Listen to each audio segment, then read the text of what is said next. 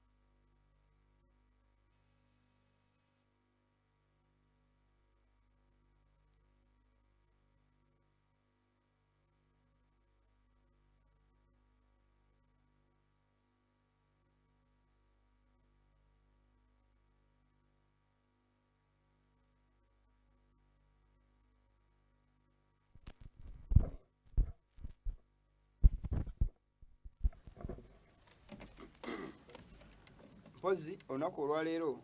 tusemberedde ebiseera bye tumanyi eby'ennaku eziyitibwa enkulu, era ensi yonna yonna eri mu kujaganya yeteekerateekera okulaba nga Christmas egenda okutuuka. Buli omu ayagaliza abalala Christmas si kyokka, ate era tulaba beegulira ebirabo abantu abo bagyesunga, abeeteeseteese okukola obwenzi bali omwo, abateeseteese okubba bali omwo, abateeseteese okutta bali omwo. Christmas amakulu agalaga nti olunaku amazaalibwa ga Yesu Kristo nga bwe bagamba, yadde ng'ekyamazima kiri nti Christmas si Yesu lwe yazaalibwa, era Christmas mazaalibwa ga Tamuza Katonda Njuba. Nze nga kibagamba entakera mpozi Eklezia bwe yagala okulaba nga ekwasaganya obukafiiri oluvannyuma lw'okugatta paganism ne Christianity, bagezaako okulaba nga baleta emikolo gino gyonna egy'ekikafiiri ne bagituuma amanya g'ekikristaayo nga bakatonda b'abakafiiri babatuma bakatonda b'ekikristaayo nga tulaba Mariyamu Semiramis, Tamuza gwe bayita Yesu nga bakasitudde, Mother and Child Worship, Yosefu, Nimrod n'abalala bangi nnyo, tulaba Jupiter, Petero n'abalala bangi nnyo bazze babatuuma amannya ag'enjawulo. So n'ennaku ze zimu Ash Wednesday, Christmas, biki byonna nga oyinza okubirowoozaako zona zonna zaba bukafiiri, kubanga bo tunuddemu ng'obaliridde mwezi gw'omukaaga Mariyamu obanga nga tulaba nga ali lubuto lwa Yesu, tugenda okulaba mu mwezi gw'omukaaga nasobola zaala mwezi gwa 12, kubanga zaala mwezi gwa 12 kitegeeza olubuto luba luvuddemu buvi. So tujja kuba nga tubyako ebyo omulundi ogunaddako saatesitese kwogera ku Christmas olwaleero n'ekimpaliriza kwamba tusindika gundi baziyita Christmas wishes, batwagaliza Christmas. So njagala okulaba nga ntereezamu ku bantu mu mbeera efaanako bwetyo. So Bayibuli tetugobereranga kubulya abamawanga. Abamawanga balina bye bakola, naffe tulina bye tukola. Tetusobola kufaanagana ng'abakafiiri bye bakolanga n'abo abagezaako following enkola zaabwe. So tulina kukola Mukama kyatugamba. Mpazi mbajjukiza nnyo entakira ekigambo kino nti mu Bayibuli tulina ekigambo kiri kimu Mukama kye yatuwa. Kiri kimu olunaku lwe yatuwa okola nga tuwa ekitiibwa, olunaku lwa musanvu lwa Sabbiiti. Oludda oliko obuwiino n'obuwandiike, n'ennaku zissibwamu ekitiibwa tezirinaako obuwiino na buwandiike, tezirinaamu yadde. So twegendereze nnyo bye tussaamu ekitiibwa ne bye tulowoozaako,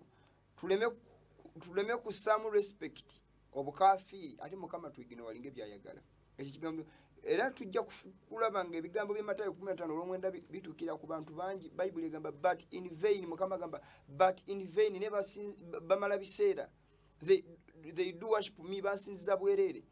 keeping for doctrines the commandments of men, nga bakwata ebiragiro ng'enjigiriza nga biragiro by'abantu. Bigambo byenjaga kusoosa olunaku olwaleero nga bwentera okukola bulijjo olw'enteekateeka gye tukola bulijjo. Muganda wange sitegedde linnyayo naye nga praise God, Mukama akuwa omukisa, webale nnyo. Mpozi wawo n'omukwano gwange yansindikira akasente neti wampa linnya ati nagenda okuba akasimu ako ng'ate naye takimanyi naye nkutumiddeko mukama akuwa omukisa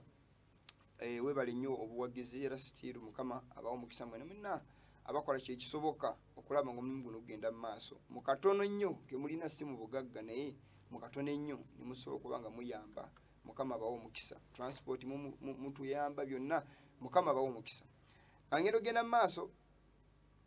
kutandikira bwe mbadde mbagambye we tukomye ngenda genda ku lutimbe mpozi we twakoma omulundi oguwedde mbajjukizaako twakoma ku Tuesday newedde eri isaaliwo nafunamu olugendo naye mukama mwebaza kubanga yankomyawo ne ku Tuesday ejja ku mulundi guli oguddako oba Tuesday eringe ewedde evuddeko naye eri twafundikira tubalaga obutambi obumu katwalaga n'enkola y'ekikristaayo ennaku zino gye bakolamu abeeta abaweereza katonda ne mu kiseera kino eno njagala tube nga tudda ku lutimbe tulaba akatambi ako twakoma kundalini yoga mulaba ndowooza akatambi ako naye tuba tetufunye maloboozi gaako kasita ekirungi twakagira tugende maaso tukalabe mbajjukizaako enkola gye bakola mu bintu tujawuliza amaloboozi ago enkola gye bakolamu oba ensinzi eyo ey'okuleekaana okuzina okubuukabuuka mu kkanisa tulaba ensinzi eyo gyeva it is from pagans bano bayita bakundalini omusolo guyitibwa kundalini bakola tujja genda maaso bazina paka amanyi bakkiriza nti amanyi ago gakundalini gayingira ag'omusoto ogwo the serpent gayingira okuva wansi gabayita wansi era batera okuzina nga bali bwereere abaagala abalala babeera mu ngo era mujja kuli obuntu bwa bulaaka nga baali bali totally naked so kyovalaba nti kuliko okubikkako okulaba nga abantu ate tutuze ku exposinga gundi pornography ate kuneeno naye mu byonna nti bazina amaanyi ag'omusota ne gabayita wansi mu bifo byabwe nga bwe babelievinga ne gabambuka era okulaga nga gamaze okubambuka manifestations ezibaawo nga bayibuli egamba nti omwoyo omutukuvu wabanga se tulaba ebibala by'omwoyo bo omwoyo omutukuvu wabakkako bagwa wansi ne baleekaana ne bakubako era etali emulaba okuli akabulaaka yali bwereere so baleekaana mu ngeri gyoyinza okulowoozaamu yonna ne bakubako nga mulaba era amakanisa g'ennaku zino bagwa wansi ne baleekaana ne bakuba kerere ne bakola ki omuntu omwoyo yase ebyo nera bye bakola mubiraba abakafiiri ne tulaba n'abayita abakristians babikozesa mu kiseera kyaffe kineeno kye tulimu so tulaba paganis nga ba-embracinga christianity nga embracinga paganism which means it is paganism in a garment of Christianity kyetulaba nga onalaba omusege mu ddiba lya tujjako makawo katono nnyo nga bolaba omusege mu ddiba ly'endiga so awo twalabawo omundi ogwedde kivala sebadde maloboozi ago n'ebyo ebyabaawo okugwa okuleekaana tubijjukira twasobola kulaba akatambi k'ebukalango nga tulaba enkola yemu okugwa naye amakanisa amangi gisize kulaba sebaze butambi obwo ne byonna bye bijja biddiira kugwa kuleekaana n'ebirala nga oyinza okubirowoozaako so olwaleero wenjagadde okwogerako tulyoke tweyunge ku muganda waffe ku nteekateeka yaffe eya bulijjo eya Tuesday nga tutera okupurezentinga puroguramu eno wamu tujja kuba nga tulaba akatambi akasembayo obuli obutambi bubiri nebbo tujja kufuna amaloboozi gaabo tulabe ate ebikolwa ebirala bikolebwa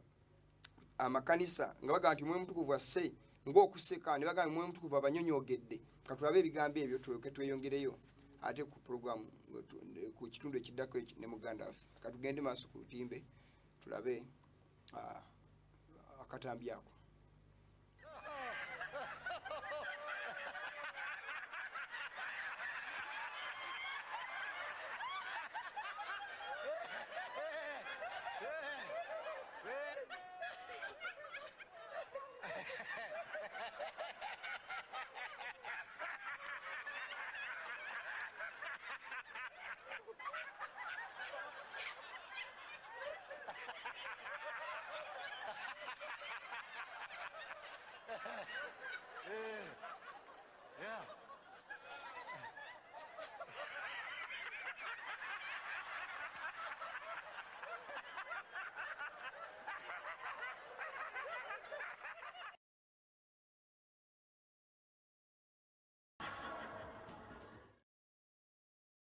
tuva okulabako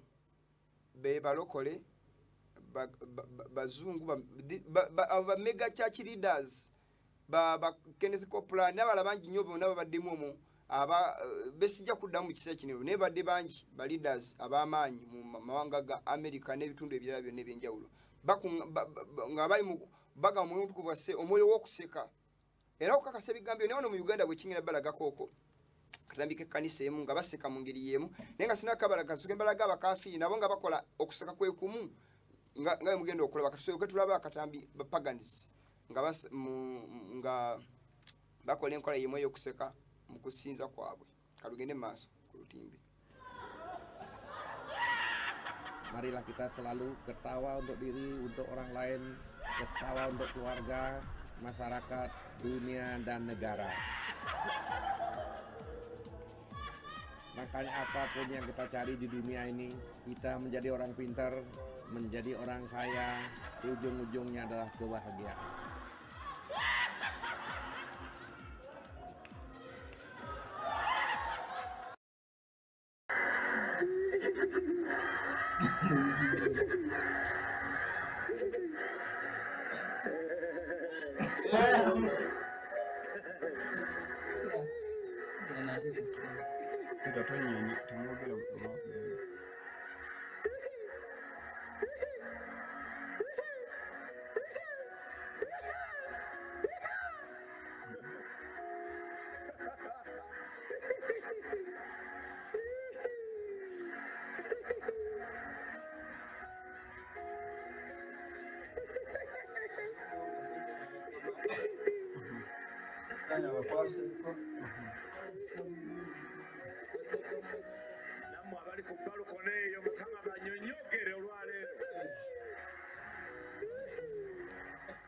Pozi mukama yebazibwe tujja kukomekereza wakati obutambi obwawe nendoza tulabye ebintu ebyo enkola eyoga nti omwe mutukuvu wasse ku muntu tulabye ebibala by'omwoyo okwagala ekisa okugumiikiriza emirembe n'ebirala bingi nnyo nga binyonyola mbagati essula ey'okutaano naye tulabanga wano ebibala by'omwoyo ebye-expressing nti mwoyo yasse tulabengaga nti omwoyo abanyonyogere mulabye Kayanja ng'agamba nti abanyonyogere Katonda nti anyonyogere abantu baseke eyo si nkola ya Kikristaayo baganda bangala programu eno enkola y'okuseka mu kusinza nga basinza Katonda tulaba bintu bya kikafiiri bino ne bireetebwa mu Bukristaayo so ebimu ku ebyo naye nga bingi nnyo by'okulaba mu maaso eyo niyo tulaba lunaku lwa leero naye munaku ezinaddako naye nga nsaba Katonda azuukusa abantu be abanoonye ekkubo ery'amazima mutegeere Katonda ow'amazima kikyayagala okukola nekyatayagala abantu abasinga bakola ebintu ebyo nga mulowooza nti muweereza Mukama tetumuweereza mu mbeera efaanako bwetu Mukama wa mirembe Mukama wa kussaamu kitiibwa si wakudda okulaba nga tumufuula ng'ekyokuzanyisa si enkola ya Katonda bwe tulina okumusinza Katonda wa kussaamu respect so si kumuyisanga abantu bannaffe wetweyisa so ebintu bye tulaba sitaani abikozesa abantu in fact ogenda okutunula ebintu byonna ng'abantu babikola babagwagwawaza bafuuka abagwagwa kyovala nti nja kwogera ku Kayanja ku ministry oba ku buweereza bwe kyovala nti akozesa nnyo ebintu bino eby'emirundi esatu waliwo gye bayita Madis Company tuyinza tejjanja kulaga kwaya eyo yeyimba bagiyita Madis Company gundi company y'abalalu naye nga wogamba nti Mass Choir yeyimba Madis Company kiri mu short form naye yakozesa ebigambo bwe biti ebifaanako biti okulaba nga ayita abantu ekyo bwe kiri nti balalu naye ng'ate abiwadde definitions ezirabika nga nnungi endala 77 dogs means unbelievers abatakkiriza tujjukira embwa 77 bize bibaako ebbanga ddene mu kanisa ye naye embwa 77 dogs means unbelievers Revelation chapter 22 tulaba nga Mukama agamba nti baliwe embwa n'abasi n'ebiringa ebyo Yesu Kristo yagamba omukyala nti sinza kuddya mmere y'abaana kugiwambwa so kitegeeza unbelievers they are dogs Bible beyogerako naye yayita 77 dogs okyayita goat n'ebirala bingi nnyo naye zonna short form azikozesa goats are unbelievers still abantu abagenda ozikirizibwa abatagenda kuyingira mu bwakabaka bw'omuggulu naye byonna titles azikozesa nga zifudde short forms nga zirina meaning ezirimu ebigambo ebirungi greatness simanyi of all bikibwe bityo nga bwe batera okubigira of all times goat naye nga ekigendwa mu byo kuyita abantu nti mbuzi bagenda kuzikirira kubayita mbwa tibakuzikirira kubayita madis balalu so kyobola nti n'enzina n'enkola yonna gye bakola mu bibiina ebyo it is madness bw'oba ogenda okyetegeeza kyobola nti batuuka n'oga nti tufunye omwoyo w'okuseka n'abanyonyogera omuntu ategeera nomale noga nti omuntu kuva sse kunze yatandika okunyonyogera n'oseka okole ki essanyu olijja mu kuseka teri muntu asanyuka n'aseka omuntu asanyuka amwenya era buli olaba ekintu ky'okuseka omuntu aseka abeera alina gwa offendinga buli woseka waliwo anyiiga buli gwoseka taliawo naye buli woseka waliwo abafunye obuzibu ng'omusekerera so okuseka si kikolwa kya bukristaayo nomale bw'oba okitundidde embeera ebikivaamu so toyinza kiyeta mu kkanisa yadde kiyinza obeera mu bulamu obwa bulijjo obw'abantu ne babibeeramu naye tusobola kiyeta mu kkanisa ng'omwoyo omutukuvu nti akuseeko n'akuleetera okuseka n'akunyonyogera twegendeze nnyo mu bintu bye tukola n'abantu muzuukuke kubanga bingi bijja bazikiriza amwefudde abatalaba naye ng'ate amazima gali maaso gammwe mukama yeebazibwe nja kufayo mu sayidi eyo tugenda kuba tudda ku program ku kitundu ekyokubiri yadde tetugenda kukubawo kalango oba kukuba mu break tugenda kuba nga tweyunga ku muganda waffe ate naye ayongere okubaako nga tutandikira omulundi oguwedde ne ku bigambo bino ajja kubaako kyabikoonako katono nnyo kyali tweyongere ssebo mukama waffe yeebazibwe mukama wakisa mbalamusiza abali ku Munu TV n'abatuwuliriza mwenna twebaza katonda kubanga kyatukumye tukyali balamu baganda bange waliwo omuntu yambuza ekibuuzo omuntu omu abira saidize eyo Kayunga bamuyita Kalyango n'omu bamuyita Mutanyi wa Sowedi tenga bonna abanzikiza ya Kiisiramu n'agamba naye ekibuuzo kyasooka okumbuza bazize ebibuuzo nga bibiri saamu gwe ne mukwano gwe nga mukola ku TV kuba nali nkozeeko ku TV ku mukutu ogumu ekiryandongo gwa Jerusalem Sale nga mpeereza program bagita ensiku obunkenke era nga nsobola okulaga bwino w'abasajja banene naye yambuuza nti ekiryandongo wavaayo ate kati wano Kampala nemugamba nedda naga nti baba batte tulabayo essuubi ly'okubatta naga nti bagoliwulira namusomedde ekyandikibwa nyaga kumuddamu nga musomere ekyandikibwa kiri mu Yokaana essuula ey'14 olunyiriri olusooka Yesu yabagamba nti mweraliikiriranga munzikirize mukirize Katonda nange munzikirize bigambo bingi nnyo kanti bibane binsawunkako omutwe so temweraliikirira baganda baffe tuze nga tuweereza ebbanga ddene Kalyango nkimanyi nti eri olaba nti wakuli yali avugira muzeeyi ng'avuga Central Academy omulimu ne guggwawo kati ebizu bya Zaasanga ebiyitirivu Kalyango ebizu bya Zaasanga ebiyitirivu kati alaba nga yalaba nga nafe nakola ki ebino okutuukako nedda temweraliikirira kubanga Katonda waffe atukuuma era bingi ebiyinza okubeerawo naye tetweraliikirira ffe kubanga tubulidde ki amazima ate nekira kambawuleko ekigambo kino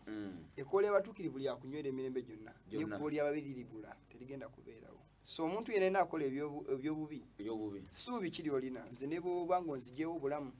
eryange teriribula wajja kuddawo n'abantu abalala tabasinga ku ffe abanaasobola kuweereza Katonda mu mazima kubanga bino byonna byali biro Yesu yabyogerako nti tujja yiganyizibwa bali babayogera amazima bali batta kakati okufa Bayibuli etugamba nti abalamu mumanyi nti mulifa naye abafutako kyebamanyi so tujja kufa ekiseera kirwa kituuse waliwo ekiseera ekyokufa ekiseera ekyokola kutya kati ekiseera kirwa kituuse abantu bajja kukola ki bajja kukola abantu bafudde corona balabanga ow'okusaaga ate ng'olwadde ki nga gyebuli pozi ng'okyaleka katono nnyo ku bantu bano abagamba nti ebintu bino bya bulabe omanyi abantu baamanyira mu kiseera kyaffe kino kye tulimu obutayagala kunyiiza abantu omuntu n'amanya nti omuntu ono ddala wakuzikirira naye n'agaana omubulira amazima n'agaana bw'oba osomye mu kitabo bw'ola ebigambo bye ndowoozaako wano ng'oyogera mu kitabo kya Yeremiya essuula 23 bw'osoma olunyiriri ngenda kusoma olunyiriri olw'17 Bayibuli egamba bannabbi banabo bulimba they say still unto them that despise me tibagamba abo abanyooma Mukama abakola Mukama byatayagala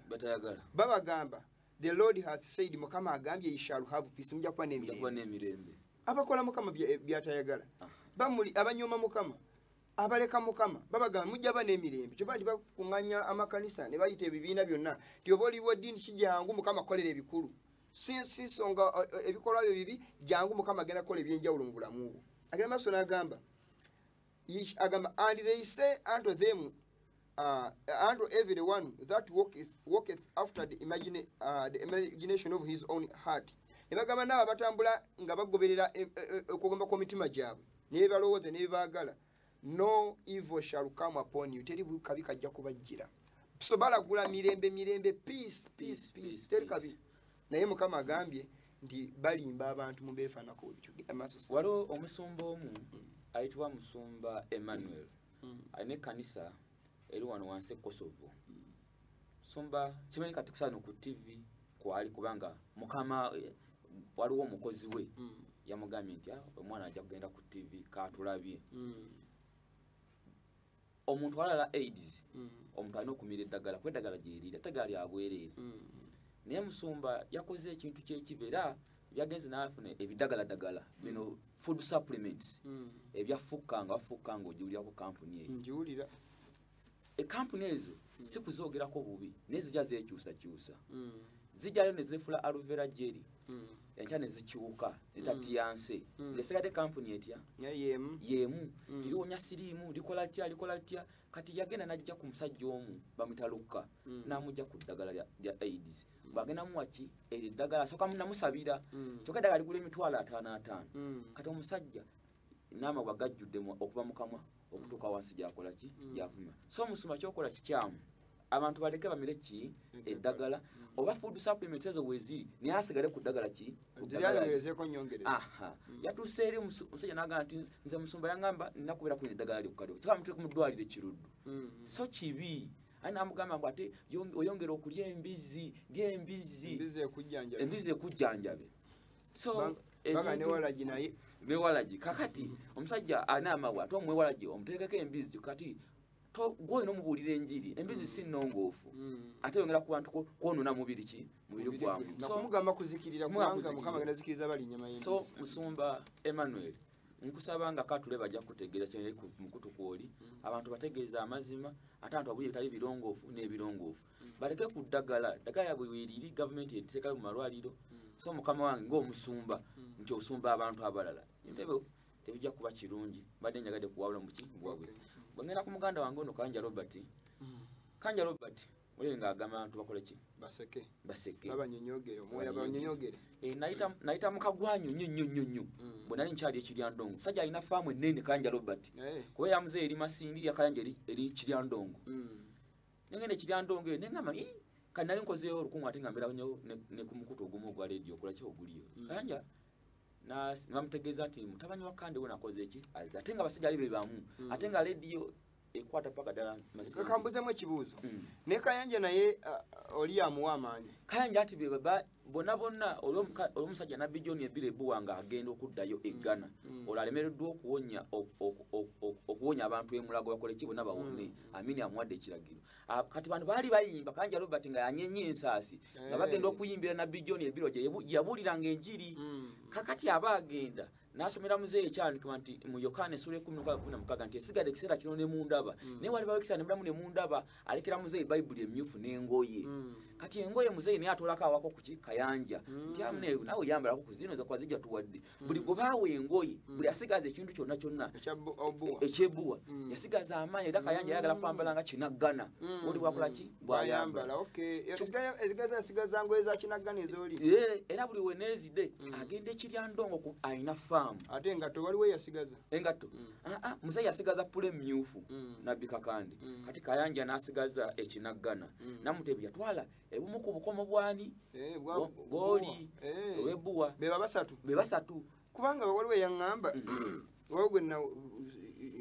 maaso eyo tuli kazanya nesirero yagamba nti Namutebi yeegatta n'abasumba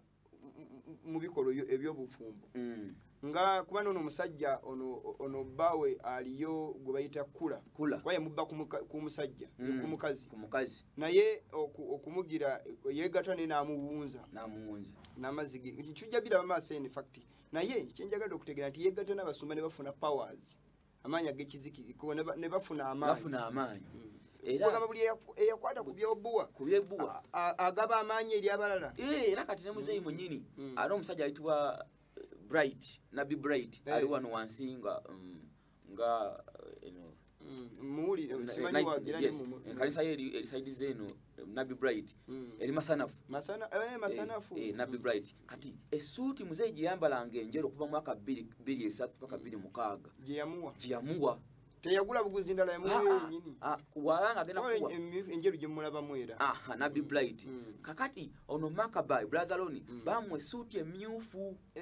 era Makabai avuyambala suuti emyufu ebisere ebisinga esuuti wajambala ebamwe amanyi g'omusajja wala buli lwe lwaba yambadde lubaka ekiragiro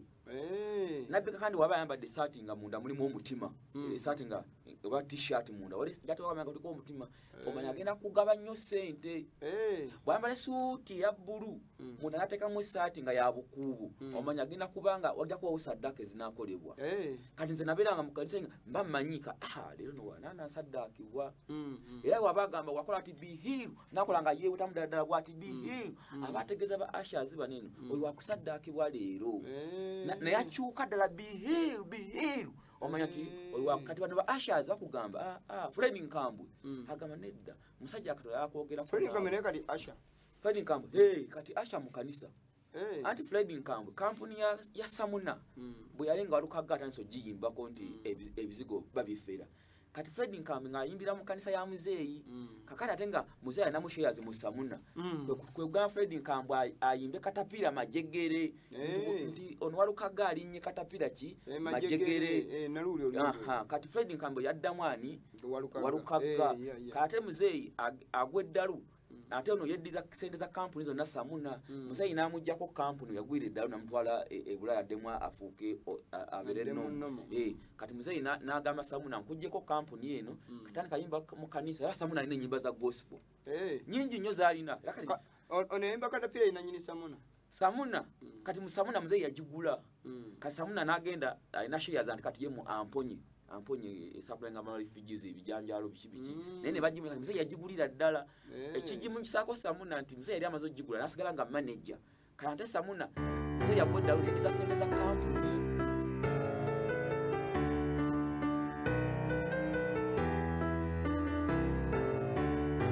Moon TV woli wetuli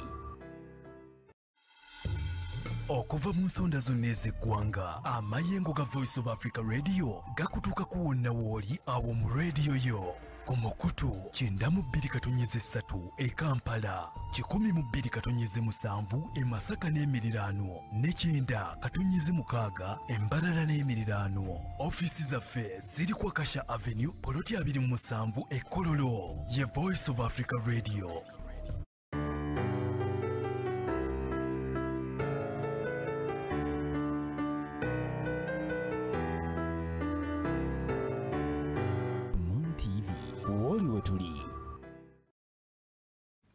Tweyanziza olwakalanga ako kakati baganda baffe kikya tusinga okwagala eri abantu bategeere twagala abantu mutegeere nti veje twava mateje mwegomba kola ki okudda ne je twagenda okuvaayo nga tuli atukooye kubanga Bible eyita bakooye negwe oba okyaliyo onawe asubira okola ki okugendayo muganda ngenkwegayirira era nga nkusaba togeza nokola ki nogendayo kubanga genda ojja kugaggawala oba ofunye sente buli kwa bagaba abantu gaba obugagga oyinza okufuna olw'okukkiriza kukola ki olina naye ate ebyobugagga byenasigala abaana biyinza olema okola ki okubikondwera kubanga tebyalimu mukisa abantu bangi bakaaba abantu bangi birimu saddakazi z'abantu olengera nze nabeera nga muzeeyi nangamba nti yagula baasi zino bakulu kooki naye kyagenda okola nga zikola saddaka mpitirivu batuka nozigoba e Sudan mwaka 2015 ate mwaka 2015 wabalya sente bikataweza obuwumbi obusukka 25 cash money obugagga bwalina ate nga cash money 25 olengera kakati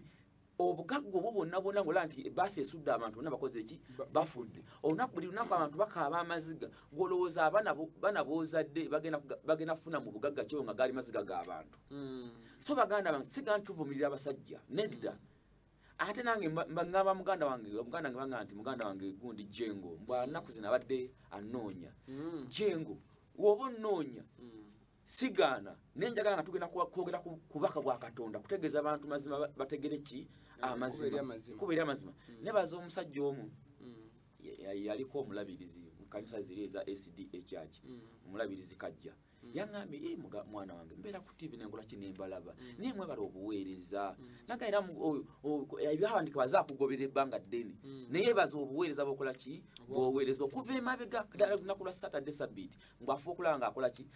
namusanze ng'alwadde corona kubanga ng'alwadde corona bamugalidde mu kisenga twogererawa nate nga kale yasiimye obuweereza bwoze okola ki bwoweereza naye nga waliwo omusumba nte ate w'ekkanisa mwennyini era emu SDA ate nga yeye yagezaako okulaba nga si kirungi nti ate oyo atutunga nnyo atunga naga ne nagenza okulaba nga naffe mu buffe bennyini tufe tunakwetereeza era baga nti abasinga afanya okulaba nga abantu bakola ki babagamba mutunule twetereeze ffe nga naffeka kubanga olanga abantu ate nsobola ensobi zaffe ate tubanyigira bunyigizo lw'ensobi zaffe ate nga fetunenya abantu ki abalala so n'asiima olw'empeereza n'agamba nti omusumba kajja bakutumidde yagamba nti mukama amusuuse agamba nti wabaawo time yonna yonna ayagala omusisinkaneko nanga nja kutwala endese akola ki waawo yaliko omulabirizi so yasiimye nnyo ddala so baganda baffe n'aba SDA Church abaliyo bangi tubalaba mpozi ngokyekawo katono nnyo abantu njukira omusajja nabbi Yeremiya bwe yali ng'agezaako okunenya okutuusa obubaka eri abantu yatuuka n'alangira ku kibuga yagamba kabaka Zedekiya nti Nebukadduneeza bw'ajja owanika tolwana naye singa olwana naye agenda kukuba n'ekibuga kino akyonoone naye wajja wanika akuwambe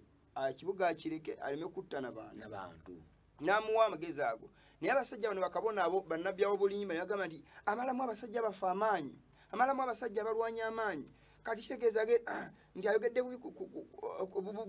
bubi agenda kunafuya abalwanyi baffe bandibadde balwanya ekibuga bamutte ne bagamba kabaka nemusaba amutte naye omusajja Yeremiya n'abagamba nti kasita munaazisa mujja kwetako omusaayi ogutalina musango ku kibuga kino eno kubanga bigambo bye mbagamba bya Mukama bali balowooza nti bintu byakusaaga ki ekyaddako ne bagana owuliriza ebigambo byabagamba Yeremiya naye Nebukadduneeza yajja kye yabakola mwakiraba yatuuka twala abaana ba Isirayiri mu busibe ne babeerayo emyaka gye baamala paka ebadde ne bazimba yeekaalu naye Mukama n'abajjako okufuga lwa bujeemu so bakabaka bonna abaawakanyanga Mukama nga bwe tulaba abaana bakulembeze b'amakanisa betwogerako mu bibiina ebitakkiriza mazima getukkiriza gano ag'obubaka obukisembayo bw'ekiseera kino Present Truth Message ne Sabbiiti abatabikkiriza n'abalaga nti bakkiriza nga bayita ba Advent ba SDA abakkiriza naye nga bakola bya bulimba bino ebigambo bibagamba banyiiga naye omuntu ategeera amazima ga Katonda kwa ekiseera kye tulimu it's not about religions it's not about the names of our organizations it's all about the truth of God's word kubanga bwe tukkiriza ekigambo kya Katonda bitudriving okukola Mukama kyayagala ekigambo yakiddamu ku lutimbe nga mwonna mulaba omuntu yena kasombuli amazima ga Katonda n'agagaana separate from that person Mukama akya waliwo bibiri bya mirundi esatu bayigako wano ku bibi ebyo wakibayita personal sin social sin ne corporate sin ebibiri bisatu wekibiye Mukama nga akikubaliranga ggwe buli wokikola nga teri akimanyi okikwese kikyo nabawo ekibi Mukama kyakubalira ngo bantu babiri oba basatu ye corporate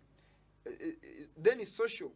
ng'ekkanisa oba nga gundi ekitundu kyonna kyonna Mukama n'akibalira ekibi ekyo ng'aliwo omuntu akola ekibi tebamugambako ne bamuleka ekyo ekibi Mukama gye kituvunaana ne our silence n'oba oyogedde ku kibi ne kigaana okukyusibwa your silence or your presence omwoyo bunabbi agamba we should never give sanction to sin tetusanga muki tetuwagiranga kibi by our presence nga wetuli our silence oba nga tusirise oba nga tuwagira n'ebigambo byaffe mu ngeri yonna tuwagiranga kibi ekyo niza okwongerako omwami ayitibwa Deo Semakula ku mukutu kwali ogwa Moon TV yatumye omuvubuka ayitibwa Ezra n'asisinkana nga bambuuza nze naawe kiki tusinga okwagala okulanga puroguramu eno oba ebigambo bye twogera tetukola tetuddamu kubyogera tube nga tukoze eki tusirike kati nkijidde wali eri nga Ezra yajja ku lunaku lwali lwa Tuesday twasobola kusisinkana era bali ku mukulu nga baze batukuumire bweru wa TV bagabe nga kiki kye tusinga okwagala mu nsi muno oba oyagala kalina oba oyagala kibannange tetujja kufuna kalina oba bintu bya bugagga olimba luga nti ebyensi musenyu katubulira abantu amazima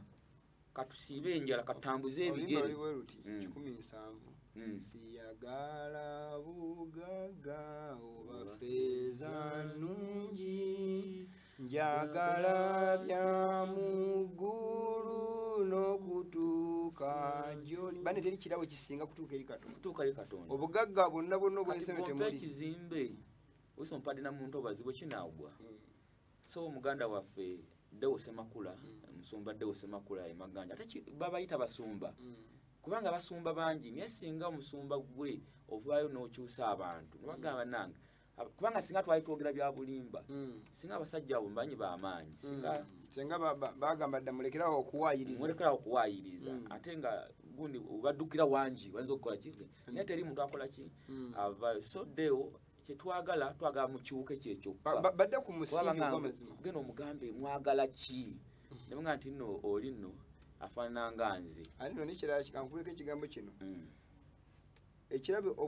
omuwendo ogwagula omuntu tegulina muwendo guli priceless n'omuwendo ogusobola okunzija kubulya amazima teguliyo okujjako Kristo ekayika ayinza okungamba nti kati owolezaako ekimala naye teri muntu ayinza bafuba nnyo okulaba ne sayidi eri ya SDA anaateekamu ssente muzijjawa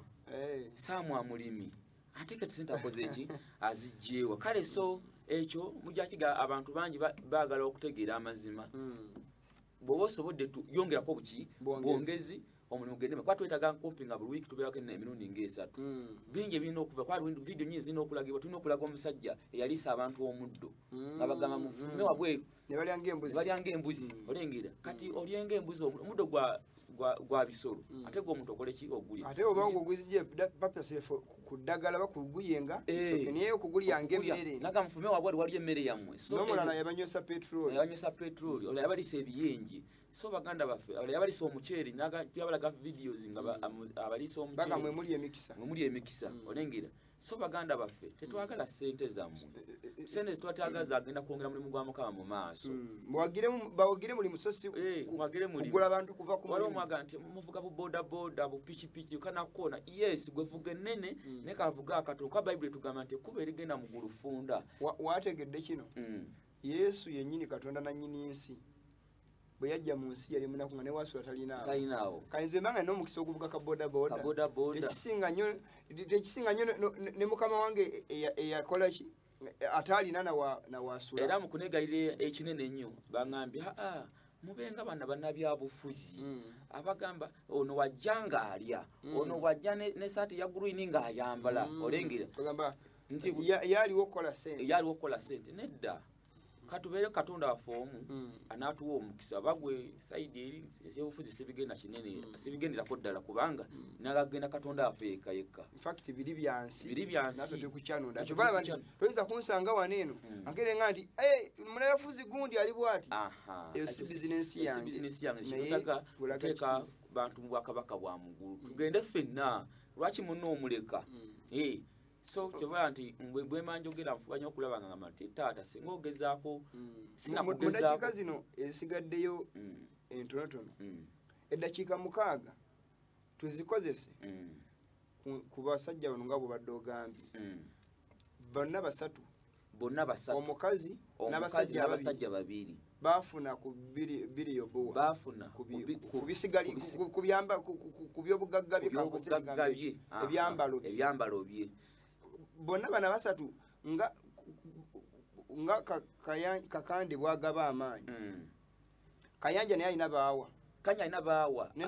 kuba Namutebi ye kyembadde manyiko nti alina baawa naye bali erigwe Kayanja alina baawa era omusumba siina musango alina ekkanisa ya Glorious Files eri Segganga kisinde kya Kayanja era naku ezo yakola koolo bwe kanisa ye yonna nawe eri bamuleetere ku nte kyokka alina ente ekiryandongo ekineewuunyisa omusajja omwavu ddala ku kyalo ekyesegganga yakwata ente ne baleeta emotoka wa Kayanja ne batuuzako ente empanvu bweti ne bakola ki ne bagitwala Kayanja n'agamba nti ajje yamuwadde ente beekubyeko ekifaananyi naye era ekifaananyi kira kitwala ng'ekyomuwendo omusajja oli yatwala ng'ekyomuwendo ennyo omusajja wa Katonda kyokka kibi so Kayanja alina amatabi mangi naye amatabi ga muzeeyi kuliko Tabernacle Church ekanisa nayo mu Uganda nga bayita Tabernacle Church Zize. era bw'okola ekkanisa n'okifula Tabernacle Church nga tomugambye alina abagenda banoonyereza ng'ono omusajja nanyini ambiance club okola ambiance yonna ajja naga nti wano wange wayana license linnya lirye kakati Tabernacle Church Holy City Church Holy Ministry Church ezo kanisa zisinagoga Capernaum Church za muzeeyi zonna era ziyimba oluyimba lw'olwegano lwana omunaggana kati so abasajja abo basatu bafuna ku kati ekisinga ku muzeeyi okusinga ku banne abasingako amaanyi tekayanja amusingako ssente kuba kayanja ye yegatta n'ab'ebisiyaga kati ono okuba nti ye ate kayanja agendako n'ebulaya n'abulira wa ebulaya ate muzeeyi ye oluzungu lutono wano wakola ki wasobola okufeera abasajja abantu be terulyanga alugera oluzungu atema luteme talulwamu nnyo kati osanga kayanja akozesa first class English naye ate ono n'ekigambo loozi gwasinza abangaga loozi nowira naye ate oli akikola sitiiriyo kakati ekisinga kuono ku maanyi muzeeyi okusinga ate kayanja kuba ye yagenda ate Ghana n'afuna ku ggumba lya nabbi John ebirebuwa n'ayiteka mu musaalaba mulimu eggumba mu kasaalaba ako akatono era oluyimba luli lugamba n'aleeta omusaalaba olw'enjiri yeeyo ey'ekitiibwa era ne Uganda asinga okusula wansi ye ono mbonye naye asuula mbonye kati mbonye amaanyi agafuna nte ku musajja munaggana TB Joshua ye yalumba ate TB Joshua alumba ne muzeeyi e Canada wajja vavanga kati TB Joshua ali ku kisinde kyani kya ono TB Joshua ali ku kisinde kya muzeeyi kati kayanja wamala okukola n'amaanyi naye naagala okufunako amaanyi ki awalala neyegatta ne Ben Hinn era singa si korona ono Ben Hinn abadde wakujja mu mwezi gw'omusanvu era Ben Hinn nako yagamba kayanja mbadde simanyi nti ate amaanyi kati nja kujjako ne Uganda eyo tulabe era nga balina essuubi bagende emulago bawunya abantu baayo kayanja yegatte ne muzeeyi basimbulire okuva nga ne Ben Hinn ne TB Joshua ngaze bagende bana bagala kujja bonna bagende mu ddwaliro bakoote ku muntu akole ki alibera n'okukkiriza okw'amaanyi alibera omulwadde ennyo agenda kuwona munaku 6 malaafe naye alibera n'okukkiriza okw'amaanyi nga tadde mulwadde nnyo ajja kuwona naye ennaku 6 abaliwonerawo saawa eyo bajja kufa munaku 6 kaso Ben Hinn buje muli wabisiyaga kungwe bakanya mbera kumpi bakanya kati bakwatagana nnyo kali bakanya asinga ku Ben Hinn ki asinga ku muzeeyi ate sente kuba oli ani museniza abazungu naye ate onafera bana Uganda ono biyo biri wano mukyeri mitwalo 5 ate oli afuna kuzeebweru kakati obajja bakola ki kati bano babujingwa kyali baana bato balinya bulinya madaala naye nga bakola ki bajja bamuga nti toto genda nnyo genda mpola tulaba kerere ya bwerere ne bakyali baana bali bano baana era singa omuntu asobola okunoonyereza genda Casablanca Club buli naku z'omwezi nganya buli mwezi wabayo olukiiko wabula balina akabonero kaabwe kebakola nga bayita kyana this sun shall be with those who believe buno bone obuli eri abo abakkiriza kati okkiririza mu ki okkiririza mu loozi oba n'akabonero emmotoka ebaako akabonero motoka ejja kuba bweti ne bweti nazo ziyingira mwatula ku mmeeza tukoze tutya banagagga gwegenda ogw'eddalu gwegenda ogoba omukazi ogenda ndi yalwala ekikulukuto kati n'omukazi bagenda genda golanga naye nga yeetaaga ki ekiba kyasinga omukaabya sente nabyo nebagala bakoze ki bakozi naye nga negenda okola ekkanisa yo namanya bamusaamu sente kati zano abakazi baite bakola ki balumba kasente zano omukazi zalina kudduka kumpi kuwera kawumbi kuba kati kuba nalaba luyinga gundi yamwanirizaani Senyonga kati eriddiru jika Senyonga muzeeyi yamukwala n'essomero yata Code High School seta mukono kakati Senyonga senga wange nakakande gyabeera naye ekigenda mu maaso abantu bali bazannya katemba ekira kino tegeeza boddu abantu obanga oli wa Nabbi Bright ng'ogamba saagala kakandi mu ffe nodde wa Bright oli munkwawa balinga nga sitaani